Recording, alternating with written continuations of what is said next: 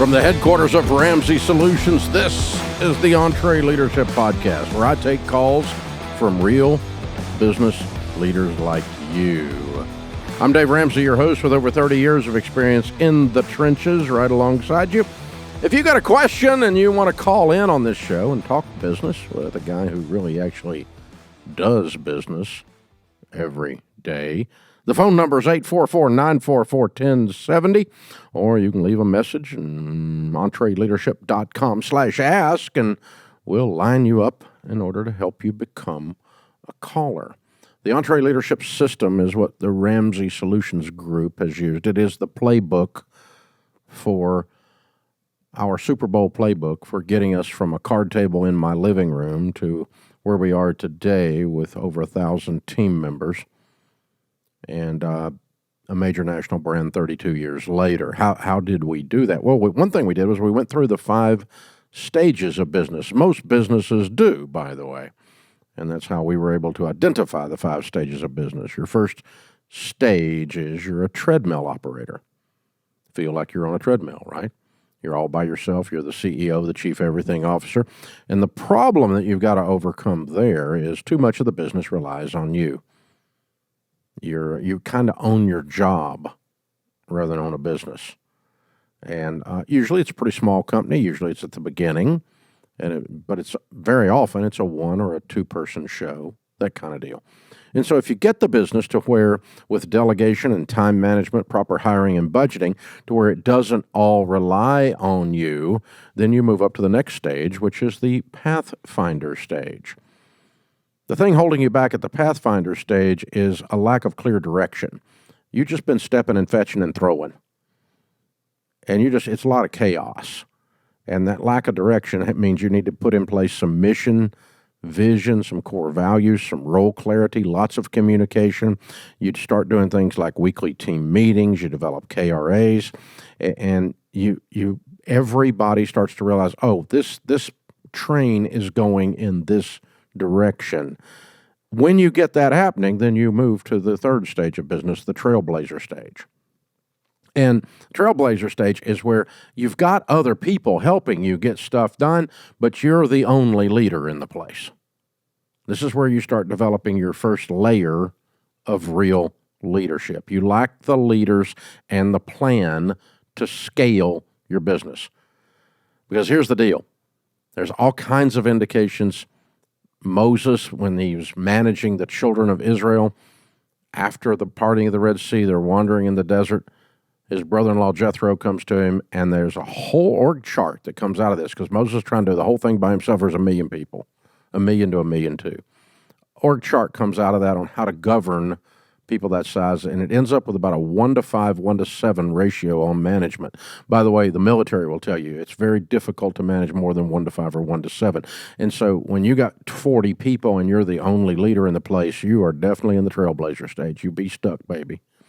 You need to raise up some other leaders, hire in some other leaders, get some other people that are doing things with the other teams while you're not there, and that enables you to level up and move to the 4th stage, the peak performer stage. Now, this stage is really fun because there's usually a lot of money involved here.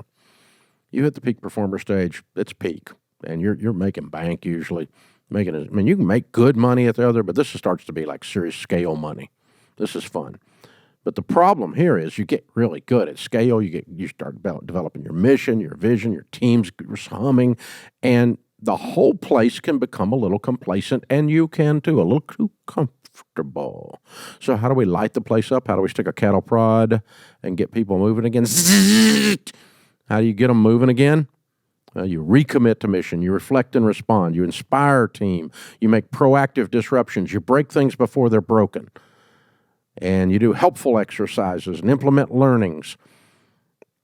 You're constantly adding new and vocabulary and books to read to the place, all of this. So we disrupt the comfort. And then you'll move to the 5th stage, which is where we are today at Ramsey, the legacy builder stage. And the legacy builder is where you need a succession plan, but you probably don't have one. By the way, if you are a family business and you don't have your succession plan fully developed or you haven't started it, you're too late. You should start right now. It's never too early to start working on succession. Well, Junior was just born. I don't care. It's time for you to start thinking about how this is going to function without you someday. What's the legacy? So building out that succession plan, leadership transfer, reputation transfer, legal transfer, financial transfer. How are we going to transfer? How does this business survive when you're not there? You're going to sell it. You're going to hand it off to family. You're going to sell it to family. I don't care what you do. It's yours, but you do need a freaking plan. Those are the 5 stages of business and what it takes to level up as you go along. We'll talk about those for the rest of the time you listen to this show, because that's how the process works. There's not a set amount of time, but there are set things that have to happen for you to level up. Annie is in Cincinnati. Hi, Annie. Welcome to the EntreLeadership Podcast. What's up? Thank you. Thank you for taking my call. I'm so excited to talk to you. Well, I'm excited to talk to you. How can we help? Yeah, that's cool. So I am the owner of a kitchen and bath design business in Cincinnati, Ohio, and we have a team of 3, including myself. And I'm the lead designer and provide about 96% of the sales revenue, which is currently at $3 million. Wow. So my question is, how do I begin transitioning from working in my business, because I'm still doing the majority of the sales, so it's hard for me to find the time to work on my business. Mm-hmm. And we continue to grow every year. So I know I have to do something, and I'm just not sure how to transition that with me producing the amount of sales that I produce for the company. Mm-hmm. Well, you are definitely a treadmill operator, and you're amazing. Congratulations. This is very, very cool. I mean, if you're going to own your own job, you ought to make $3 million. That's great. I mean, that's pretty stinking incredible. So very, very well done. So here's the problem you're going to run into, and you have already run into it. That's why you're asking the question. You have you've realized intellectually that there's a logistical end to this. There's only so much production you can do. Yeah. And so, I mean, you either are going to keep doing what you're doing, or you're going to sacrifice some of your production time to train 2 more designers. Right. With the belief that as I train them to do it the way I demand it be done in excellence, because it's got my freaking name on it, and I'm not going to let stuff go out of here that's crap. We didn't get here doing that. We got here being excellent, and we're going to be excellent. Well, all of that's got to be in there, right? I'm not asking you to hand it down to somebody who's half-butt, in other words. But you got to train them, and they got to be able to finish your sentences, and they got to think like you think, and they got to be able to bring the freaking water. I mean, we got to put the ball in the end zone, score the touchdowns, boys and girls. This is real. Okay, so I'm not. In other words, I'm fine of high expectations on these designers, and don't delegate to them until they have proven to you, with you looking over their shoulder. And you're a micromanager. No, I'm a trainer. Until you know what the flip you're doing, you're not worthy of delegation. And so you can bring in excellent designers, but they don't do it your way. They got to be able to do it the Annie way. It's got to have the Annie look to it, because that's the secret sauce that brought us here. And so that's the way it is around here. Okay. In other words, we're not going to have Ramsey personalities that don't have a certain amount of sass. Because sass and humor and fun and putting the cookies on the shelf where everybody can reach them, that's what got us here. That's what Dave did. And so if you're going to be on stage being the next version of Dave around here, that's what you're going to do. It's not optional. Now, you can do it within your own personality style. Rachel's a different personality style. George's a different personality style from Dave. But still, I'm not turning this over to you, and you don't connect with the audience the way we have connected to audiences for 30 years. So same thing with you. You're not going to turn it over to them without them delivering. So, and you do need to be a control freak, and it is going to temporarily lower your production in an effort to be able to triple your production later. Because you need to you need to put 2 of them in the stable now, not 1. Okay. Because one of them's not going to make it 2 years from now. They might not make it 2 weeks from now. Yeah. I hear you. Yeah, because you're not looking for mass production half-butt work. You're a highly specialized, highly excellent. You're doing high-end deals, I bet, aren't you? Yes. Yeah, you're not doing like mass production crap. You're doing like $5 million, $10 million houses. I mean, it's not always quite that high end, but we do. Yeah, but you're not doing. You're not on the cheap end of the market. No. And so, not at all. I'm a potential customer of yours, and I'm not going to put up with crap if you come in and design a house for my wife, design a kitchen for my wife, right? That's who you're dealing with. Right. God help you, but you're good at it, so you're in good shape. It's highly emotional to fix someone's kitchen or redo it. I mean, it's a big deal. Yes, it is very personal. Oh, yeah, I'm telling you. Yeah, it's just getting the right people, which I've been, that's been my hesitation. Yeah, don't hesitate. Go do it. Don't hesitate. Go do it. And just count on the fact that that 10 years from now, probably neither one of the first two hires will be with you. Okay. It's frustrating as crap. It's the hardest thing in the world. It's the hardest and most rewarding thing you'll ever do in business, to hire and get the right people on the team and train them to do things the way they're supposed to be done with your brand. It's hard and it's frustrating because they come and they go. It's part of life. Different things happen. I had one the other day. She got married and her husband lives in Oklahoma, and for some reason she thinks she needs to live in Oklahoma with him. I don't know why. So we lost a good one. It's just you can't make this up, right? And so that's just there's disappointment after we poured all this into her, and she's great.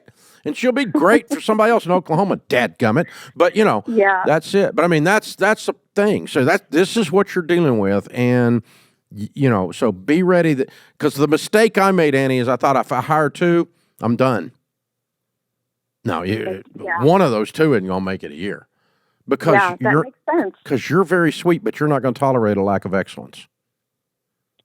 No, we won't. And but I do like how you said that I do need to expect a loss of production a little bit, because that's been my fear. You have to stop working on kitchen design to do a hire. Then you've got to stop working on kitchen design to make sure the kitchen design that they're doing is not screwing up your brand. Right. It's called training, mentoring. And that's going to take some of your time. So you're pouring time in growing your business instead of into production. It's the only way to break the logjam, though. Okay. Because otherwise you are stuck where you are, and you're going to spin out eventually, because at some point you're going on vacation. Yeah, right. For real. Yeah, and when you own your own job, you're unemployed when you ain't at work. This is a problem. So, hey, you're amazing. I love your business. I love where you are.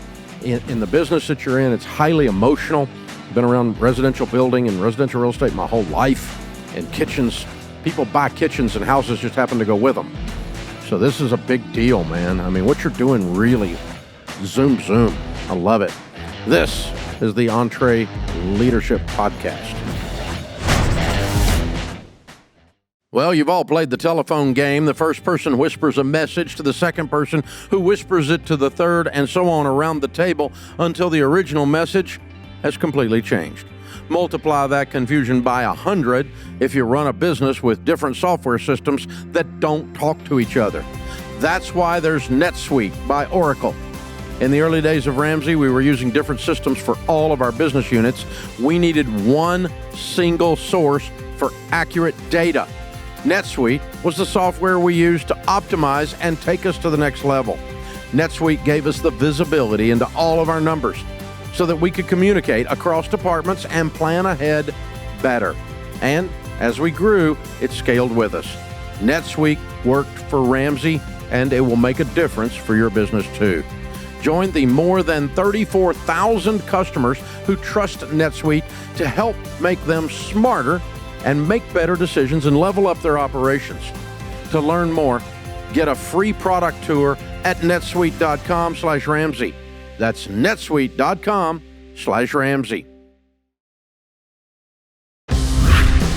Hey, if you're a business owner like Annie who's feeling trapped in your business, does it feel like you're always running on a treadmill? Well, how do we do that? We got to stop that. Well, some of the stuff I just talked to her about is the way to do it. We were looking at a very custom thing in her particular situation. But regardless of where you are in those 5 stages of business we were talking about a few minutes ago, EntreLeadership Elite will teach you exactly the things you need to do to level up and go to the next level.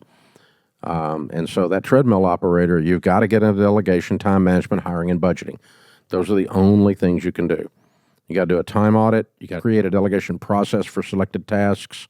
You create monthly financials, and all this stuff is covered in EntreLeadership Elite. And by the way, you can go into EntreLeadership Elite and see the lessons and look at the tools. The tools are, the weekly report tool is probably one of the best tools on the planet for small business communication with their team. It's all free for 30 days. Did I mention it's freaking free? Shut up. It's free for 30 days. EntreLeadership.com/elite. Brian is with us. Hey, Brian, welcome to the podcast. What's up? Hey, I appreciate you taking my call. Sure, Thanks man. for having me. How can I help? Well, I'll try to be as brief as possible, and then you can let me know what more information you need. I run a business. We have about 45 employees. Do about $9 million in sales, and then EBITDA this year should be about $1.2 million. Mm-hmm. It's owned by a larger company, and that larger company is actually going through a buy-sell and partnering with private equity. And part of that is I've been kind of offered ownership in the subsidiary that I run for an equity grant, and then the ability to actually buy into it as well. So I was just trying to weigh out the pros and cons. I have a handful of mentors, but they're all too close to the situation to really give me an unbiased opinion, or it wouldn't be appropriate for me to talk to them. Mm-hmm. So I decided to call some random guy on the internet. So I'm about as random as you get, and I'm definitely on the internet, so I totally qualify. Yeah, that works. Okay, so Brian, I grew this from a card table in my living room with organic cash flow. I own 100% of it. I've not had equity partners. I've not dealt with venture capitalists. I've not dealt with angel investors. I've not dealt with any kind of partnerships. Every time I did that in my past lives, it brought hell into my life, and it wasn't fun.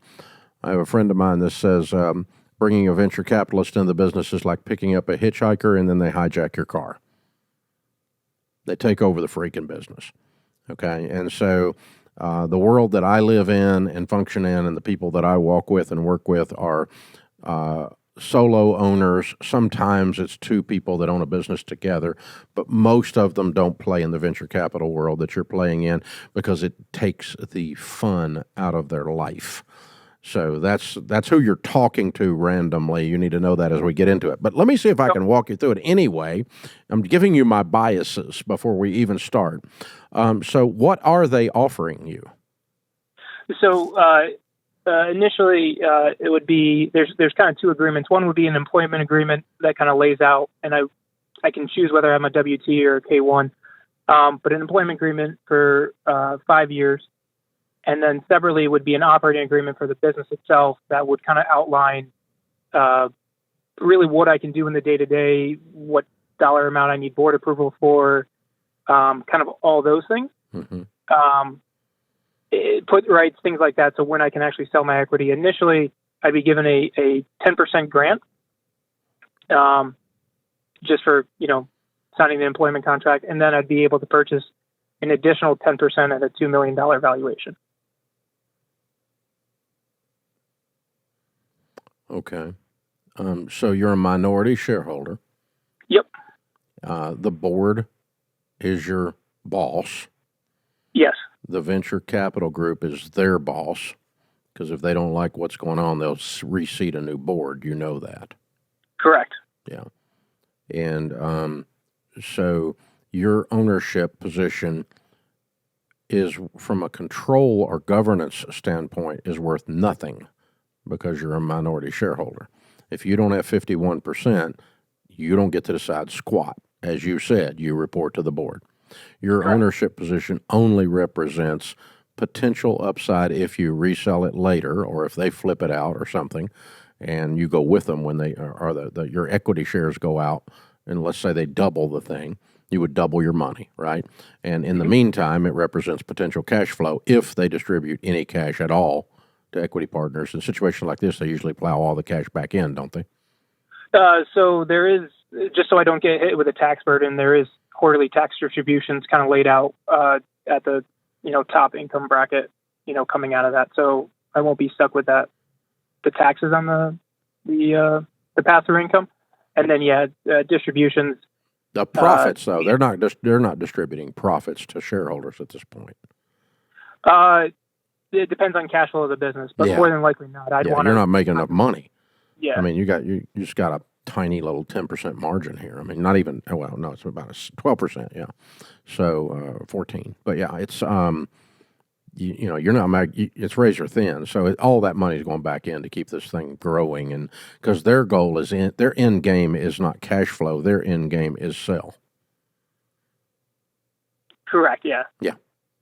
So that you just got to ask yourself if that's a ride you want to take. So I wouldn't put too much value on this equity because you have no control over it.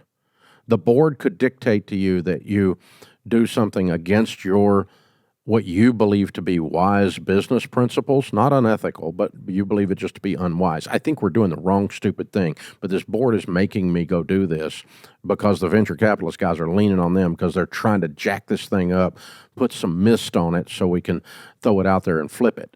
And, they're short-term thinking. So, and it could be really, really frustrating to you. And it adds to your frustration as a CEO. It could, or the COO, or whatever your title is going to be. But it could be super frustrating if you're also an owner and you've got no control over your ownership position. They could screw up and make your equity position worth zero, and you have no power to stop them. Correct. Yeah, and I do have some put rights where I can sell after 3 years. And all that. After 3 years, it could be worth zero. Yeah. Sure. I mean, this thing's a high roll. So I'm not, I don't like not having more control over my destiny than what you're outlining. But the world that you're in, people are used to doing that. But again, I told you up front, my bias is I'm not going to play in a situation like that. I'm not going to play in any situation where I can't control to keep them from doing things that I believe are going to cost me the valuation of my position. And they can do that to you here, and you can't do squat about it. You got no ground to stand on. From a governance standpoint, your only power in this whole situation is persuasion or threatening to leave. Yeah. That's your only power. And that scares me. You talk about putting $1 million in something of your own money. I mean, my gosh. Or $2 million valuation, 10%, so $200,000 of your own money. Right? Correct. Yep. Yeah. And I mean, $2 million valuation on a 1.2 EBITDA is a fairly low valuation. That sounds like a bargain. But that's where it does. I know it's a bargain because normally in my industry you're going for like 8 or 9 times that. Yeah, I don't think that's right either. I would have said 4, and they're going 2. So I think that's a bargain, but it's not a bargain because you don't have any control. If you could buy the whole stinking thing out at that and just become the owner of it, well, then that's something to think about, but that's not happening here because they're playing that. So here's a book for you to go read, and it'll help you process through the lens of the paradigm I'm doing, and then you can decide what you want to do from there. I gave you the warnings, okay? The book is Simon Sinek's Infinite Game, and what they're playing here is a finite game, and they've given you the rules of the finite game. The difference is when you play for an infinite game, you're playing long ball, and it changes your strategies, and you invest heavily because you're going to be there forever. And so, Ramsey, we're playing for the next generation, and the generation after that right now. We make decisions right now that affect this company 50 years from now, not 5 months from now. 5 months from now is irrelevant, other than we just need to stay open. But, I mean, just to live, to keep fighting. So we're playing long ball, and it changes the decision-making paradigm. It also changes the valuation that you put on something like this. So, if you want to play in that world, this doesn't sound like a horrible deal. You just got to know you got no power. And don't, I'm an owner. No, you're not. No, you're not. You're just, you have an equity position. It's like you bought stock in Home Depot. You don't get to tell Home Depot how to run it. They're going to go run it, and the stock's going to do what the stock's going to do. The only difference is that you actually have liquidity there, and you can get out if you want to, because it's big board traded, and this is not big board traded. It's privately held. Very difficult to move in and out of this. So that's what you're facing, my man.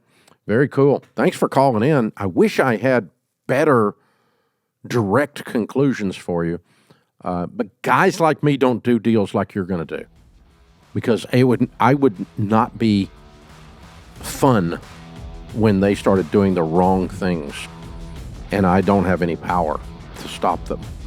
That would not be fun for them or me. And that's why I don't serve on boards, why I don't have partners, because I'm right. This is the EntreLeadership Podcast. Thanks for joining us on the EntreLeadership Podcast. I'm your host, Dave Ramsey. Hey, if you like what you hear, you could help us out, and we would appreciate it. We would salute you. Would you please follow the show, subscribe to the show on YouTube or podcast or however it is you're consuming it. The following and the subscribing is a big deal because it pushes us forward in the algorithm and people see us, and the show gets more popular simply because you voted for us by following and subscribing. Also share the show. If you got a share button on yours, use that, share it with somebody, or hit a link or copy the link, cut and paste, send it to somebody, say, hey, listen to this. This guy's nuts. I'm not sure I like him, but I want to try it anyway. Share it out there. Thank you. And leave us a 5-star review, please. Those 1-star reviews aren't helpful. If you're going to 1-star review something, spend your time doing something else. Don't listen. If you think we suck, go somewhere else. It's okay. I understand. It's not like I can fix it. I mean, this is just me. So thank you. Thanks for hanging out, though. Those are you 5-star people. We love you. Thank you. And that helps the algorithm, too. Thank you. Thank you. Thank you. Thank you for doing that. All right. Adam's with us in Modesto, California. What's up, Adam? Hey, Dave. Thank you for taking my call. Sure, man. How can I help? First of all, you have been a huge impact on my personal finances for my wife and I. A big wisdom for the family company that I work with. My family company that I work for. Yeah, of course. My question is, looking into the future, how do you grow a family electrical company debt-free? A family what company? Electrical. Oh, electrical. Okay. Yeah. So you guys are electrical contractors. Exactly. Yeah, correct. Now, how many team members have you got? 45. Cool. Roughly 45. It fluctuates. We typically around 45. Yeah. Gotcha. And what's your top line? What's your gross revs? I think we're projected to be at 6.8. Okay. All right. And where are you in this pecking order? What do you do? I'm the purchasing admin is my title. Typically, we're small, so we have a small office. I handle all of the material purchases. Gotcha. And you're a son, a nephew, a what? I am a child. I am the So son, your dad started this? Correct. Okay, he still works there. He does, yes. And you got brothers and sisters in there? No, my brother lives in Virginia, and he's a PM for a large electrical company over there. Gotcha. And how long has your dad been operating this? This one, I think, close to 15 years. And he grew it from the ground up? No, yeah, we used to work for a family electrical company in the area, and he left that one about 15 or so years ago and started his own. So yeah, so he grew this from the ground up. Yeah. He started with nothing in one truck, and now he's got 45 people and doing $6.8 million. Yep. Oh, I like your dad. He's cool. How old is your dad? My dad is 60-something. He's been to the EntreLeadership several times. Yeah, he's what? Actually, he's how old? He's old. How old is he? He's 60. He's born 1960. He's 63. He'll be 63 this year. 6'3". 6'3". Oh yeah, okay. He's just ancient. I don't know how the guy's getting around. Okay. And all right, and you're how old? I'm 33. Okay, cool. All right. And your question is, how do we grow this debt free? Well, yeah, you've been a big you've been a big portion of mine and my wife's personal finances. We had student loans, et cetera, and changed my life and how to handle money and understand money. And I am in a how much debt does the company have now? I'm not sure of. I know they run on several lines of credit. I do know that. Okay. All right. Well, so the question right now is hypothetical then, because you absolutely have no say in this. I for now. For now you don't, because you don't even know. For now, I don't. Well, I know the revenue. I know. Correct. Yeah. I know, but you don't even know if there's debt. So obviously, you're not involved in making the decision if there's debt. I do know there's debt. I just don't know what the amount is. Yeah. Okay. All right. So if we were talking to your dad and you and said, okay, we got to get this thing debt free, and then we got to keep it debt free. How do we do that? Well, what we suggest to entree leaders and have for a decade or two is that you take everyone take a basic living wage salary, a basic salary. How much do you get paid? I am 27, I think, an hour. I'm salary. Okay. So I think it's that I'm 50, I think is what it is. Yeah. Okay. And your dad, what does your dad make? Do you know? I do not know. No. Do you know if he takes all the profits home? I do know. I know a lot of it's reinvested in the company. Yeah. I'm not sure what the profits are, but I know that they do take a salary. Both. Okay. So I would recommend that he put a base salary on himself and not take anything home beyond the base salary. And then that creates actual profit on the bottom line. And I want him to take a percentage of that profit, a large percentage of that profit, and pay down debt until the debt is cleared. So like 80 or 70% or 90% or something like that of the profit. I want the other percentage of the profit to go into retained earnings to grow and maintain the company. Okay. And so if you made, let's say you made, I should make up a number. Let's say you made $1 million profit. Cool. Yeah. Okay. After your dad was paid $120,000 to live on. Okay. Sure. So your dad takes a salary, and net of that, the company makes $1 million. And you said, okay, we're going to take, we're going to throw 80% of that, $800,000, at the debt. The debt. Okay. And 20% into retained earnings until the debt's gone. When the debt is gone, I would up the amount going to retained earnings because he's using a line of credit to cover seasonal fluctuations, I bet. Yes. Yeah. Correct. And that in the construction business is not unusual. And so I don't want him living off that. I want him living out of cash when there's a seasonal adjustment out of a large retained earnings, a big fat pile of cash, and your own line of credit. Yeah. And then also out of that big old fat pile of cash, you can use the business. You can use that cash to grow the business. So this is what we've done at Ramsey. I took very little home. I built wonderful office buildings. I have had a big fat pile of cash to invest in new initiatives, new hires, into new technologies, into other things, because I've never had the portion of the big fat pile of cash that had to go to debt because we never borrowed money once. But that's first you got to clear the debt to get to that, and then you say, how much do we want to take home? And you can increase what you take home when there's no debt and still have a very sweet cash flow to organically grow the company. But there's always a limiting factor. We don't borrow money, and we only have so much cash. So if you got $1 million in your retained earnings and a company down the street says, hey, we want to sell to you for $2 million, can't do it. Don't have $2 million. I've had to walk away from some deals because I don't borrow money and I only had so much cash. It doesn't matter how much cash you got. There's always something out there that's bigger. There always is. A bigger problem, a bigger opportunity, and you got to walk from them.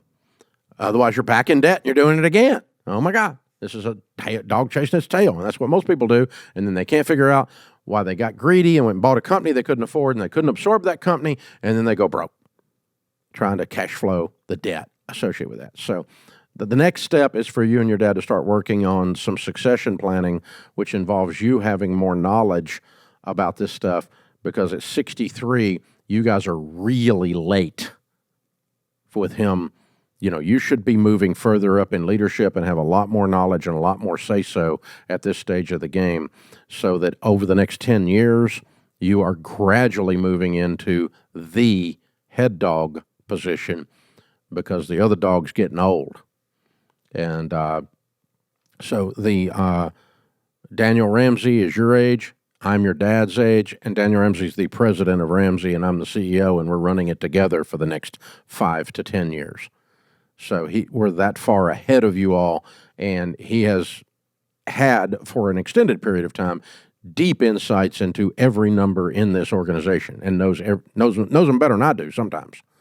So, and that enables him to be in a saddle to take this tomorrow if I die on the way home, or 89 tomorrows or 189, whatever that, however that works. So 10 years later, he can take it, either one, because he's there. So you guys are behind on that. Your dad, you need to earn the chops to be worthy of moving up a little quicker in this process, because you don't want to take over and have partially blinded on everything that's going on, and then suddenly you have to take this because something happens to him 2 years from now.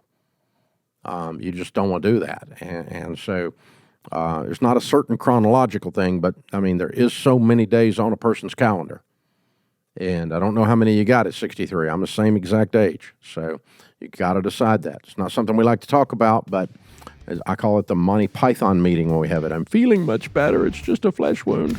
But, that's where we are, guys. So, this is an example of, if you haven't already started your succession planning, you might be late. You guys are running a little late, Adam. Running a little late on that legacy builder mentality. This is the EntreLeadership Podcast. Thanks for joining us in the EntreLeadership Podcast. I'm your host, Dave Ramsey. I've been running Ramsey for 30 plus years. Made a lot of stupid butt mistakes and a lot of genius moves, and both of them have offset, and we're still open. So if you want practical, real tactical, and strategic answers that fit with real small businesses that have 5 people to 200 people working on them, you got the right place. If you want theory and you want to talk to a professor about college theory, I'm not your guy. Can't help you. My grammar is just bad. I mean, it's just, I'm not your guy. So we're here to help real people I make payroll this week. What some professor at some stupid butt college who's never made payroll thinks about business is humorous to me. If you ain't never made payroll, shut up. I mean, you got to sweat and collect the dadgum receivables, Stuff's got to happen. It's a pain, y'all. If you think business is easy, it's not for sissies, man. I mean, you got to get it done. This is hard. It's just fun, though. It's so fun. So, hey, if you want to ask a question, call us at 844-944-1070. We'll put you on this podcast, and you and I'll have a good time together. I'll be your biggest cheerleader. EntreLeadership.com/ask is also where you can leave a little bit about your question, and we'll get back to you and get you on here and try to help you. Over in Oklahoma, Darren is calling. Hi, Darren. Welcome to the EntreLeadership Podcast. How can I help? Hey, Dave. Thank you for taking my call. My honor. So I own a small digital marketing agency, and last year we did about $200K. This year we'll probably do about $300K. Have about 4 employees, and we mainly serve the home services industry like HVAC, plumbing, electrical contractors. But we're developing a new product that's going to serve a different and kind of much broader client base. And I'm curious, how do we keep those products separate kind of in the eyes of the consumer without causing too much division in our company and having to run 2 separate businesses? Because running one is hard enough, and I really don't want to run 2. I hear you. Good question. So you're doing marketing, you have marketing services for HVAC, plumbing, the trades. That's correct. Yeah. Web design. In the digital setting. Okay. Yeah. Good. Correct. They need it. They need your help. Okay, good. It's a good product. And the other product, who is the customer? It's really any kind of busy business owner or busy executive. So it's going to be a virtual assistant product. Okay. And so that's much broader than the trades. I mean, they could benefit from it too, but our concern is, we don't want a HVAC company owner to land on our website and they're like, well, I thought these guys did marketing, and here they're talking about virtual assistant and vice versa. Huh. Okay. Yeah. I'm trying to think through. All right. One of the things that you're familiar in marketing, I'm sure, with whether you're a branded house or a house of brands. Correct. Yes. Yeah. And that's what you're dealing with. And we went through a very specific exercise about 7 years ago on that and decided between the spectrum of those 2 ends of the spectrum where we were going to land, because we had we were both in a sense. I mean, in individual markets, we were a branded house, and yet the whole thing was a house of brands because we've got like EntreLeadership sitting over here, and then on the other side over there we got Financial Peace University. I mean, those are two very completely different product lines. Serving two completely different markets. One's direct to consumer, one's business to business, right? And so, but they both exist under the heading and with the platform and the brand lift of Ramsey and all things Ramsey. So how are we going to reconcile all of that? One of the things we discovered was that we had to very clearly state that they were married, but not the same thing. We wanted everybody to know it was Ramsey, that the mothership it was tied to, but then with lots of clear narrative and enough graphics breakaway, and yet graphic tie-in that you could tell enough tie-in that you could tell it was a Ramsey thing, but enough breakaway that you could tell it was a different thing inside of Ramsey. Does that make any sense? Yeah, it does. And so you've got to watch your look, tone, feel on your graphics and on your branding. And you've got to set your narrative up to where you say, because you want the benefit of the success of the mothership to help lift this. You don't want this thing to stand alone, start a new business. You said that. Yeah. And yet you don't want the confusion. And so what you're doing is a dance between the two. We want enough tie-in that that we get the lift and we don't have to start a whole new business.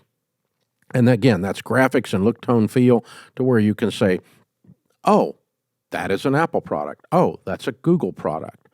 Oh, that's a Ramsey product. EntreLeadership, when I look at the graphics and the fonts and the color schemes, they are standalone, and yet you can recognize them as being they're in the same family as the Financial Peace University group over in the B2C or the publishing arm with Ramsey Publishing or whatever.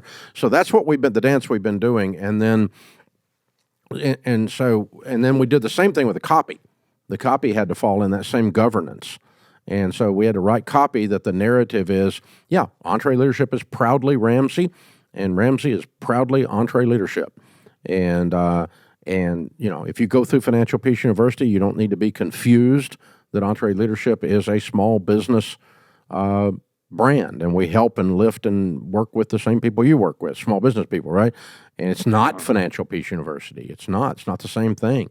And yet it's the same people at the core with the same kind of belief system, same kind of sass and sarcasm and attitude and love and compassion and truth-telling. You're still going to get all of that in both of these brands, and level of service and demand of excellence by the team and so forth. So you go to a B2C building wealth event, it needs to be a high-quality, well-produced event, just like if you go to an EntreLeadership event. It's got to be a high-quality, well-produced event. We're not, you have a sense that you're at a Ramsey event because we're one of the best event production companies in the nation right now. And so that's the kind of stuff you're looking for. But there is a dance here, and we found that we were violating that wholesale in that we had some areas we had it completely separate to where no one even knew it was Ramsey. And other areas, it was so intertwined that we were confused that it was actually a separate thing. So some of them we had too close on the house of brands. We had them so close that it looked like a branded house. And then some of the others we had too far apart. And so we had this constant rhythm where we're pushing some together and some apart to where we get them all about the same distance.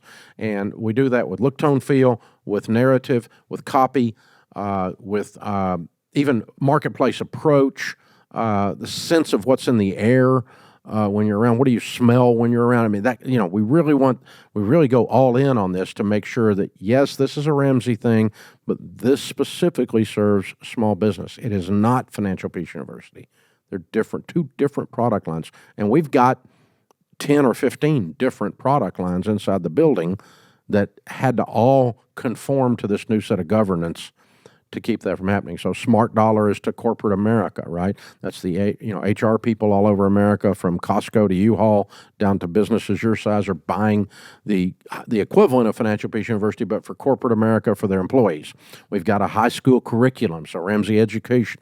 But the teacher teaching Ramsey Education needs to know that the Foundations for Personal Finance class she's teaching to her kids is developed by the same people that develop EntreLeadership and that run Financial Peace University. So we want to tie in to the mother brand, but we don't want any confusion that this is a standalone education, and it's well done with the benchmarks to meet the guidelines of the local school board.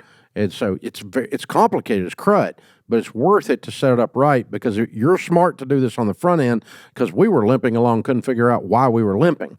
And we figured out that we were confusing our customer by not having governance over these things and pushing them together or pulling them further apart to create this exact dance the way we wanted it to go. So that's very cool. Very well done, Darren. I hope that helps you, but I don't know if I got there or not. But yeah, you're finding out what it is to have more than one product. And when you have more than one product, you're going to be doing this dance. Hey, remember, better a wary warrior than a quivering critic. Leaders serve. Leaders are active, not passive. Leaders act on principle, not appearances. This world needs more high-quality leaders. So choose to lead. I'm Dave Ramsey, your host. Thanks for listening to the EntreLeadership Podcast.